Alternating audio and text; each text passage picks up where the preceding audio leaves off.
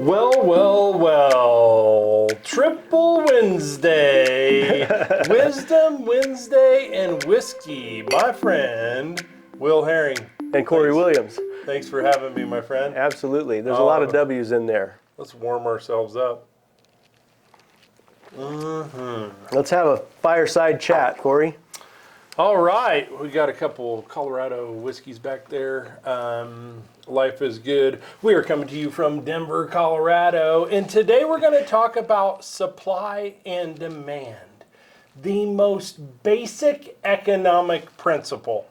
And I'm no economist, okay? But I do know two things from my econ classes. There's no free lunch.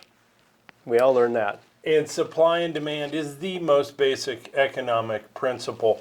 If you guys watch our last Whiskey and Wisdom, you'll notice that we talked about the 3 years where prices actually decreased in Colorado. In how long of a history? Since 1975, the government started doing the matrices on home values. Okay. And since 1975, only 08, 09, and 2010 were years that the values went down in Colorado instead of up. I wonder what could have caused the values to go down. Right. Well, we just happen to know today. And it was an oversupply of homes. What year was it that we had over 3 million homes? Yeah. Was that in... Yes, sir. 2007, Okay. we had 3.8 million homes available on the market in the nation. 3.8 million. The average is 2.5 million homes available in the market in the entire country. So once you go over that 2.5, you're exceeding the averages. And we had a humongous 3.8 million homes available on the market in 07. Okay. And that, along with some sort of predatory, now we know, lending practices. That's right. We only lock 30-year or 15-year fixed rates in this little crew here. That caused a major decrease. Plus, we had job losses.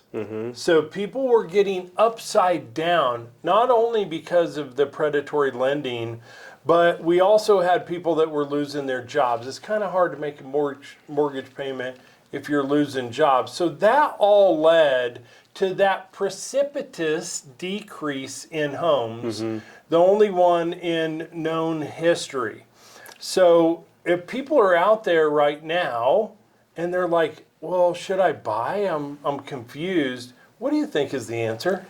Well, you know, I keep hearing the word crash. People use the word crash, and we did have a crash in 08. Let's talk about that for another quick instance here. The predatory lending that Cory's talking about meant that you didn't have to prove that you could pay the payment. You didn't have to prove that you had a job. You didn't have to prove that you could afford the property, and they would still let you have the property. They would loan you 120% of the value of the property, in fact. You had the money from the property plus another 20%. There were such crazy lending practices that every Tom, Dick, and Harry owned a home, or several homes, and when they got in trouble, they just let the house go back to the bank. It got so bad that when the recession hit in 2008, it was a compounded problem, and we did have a crash. We did have a crash. Anytime a home is distressed, it's going to sell for less. That's right. Anything distressed sells for less. If you have too many of an item and you own a store, what are you going to do? Put them on sale. Put them on sale, and that's how you get rid of the inventory. And that's what happened in 2008, 2009, 2010. We really started seeing the neighborhoods in Colorado start growing out of that issue by 2012 and 2013. Some of the neighborhoods were still suffering, but we really started seeing the ball roll again in 12 and 13. Okay, so that oversupply of homes in 2007 caused that price decrease. Right. We then saw the inventory start to drop. Right. And newsflash update, we are sitting at under 2 months of inventory here in Colorado on average. And that's not even a third of the way to a balanced market, let alone a seller's market. If you're talking about the nation, right now we have under 1 million homes available on the market.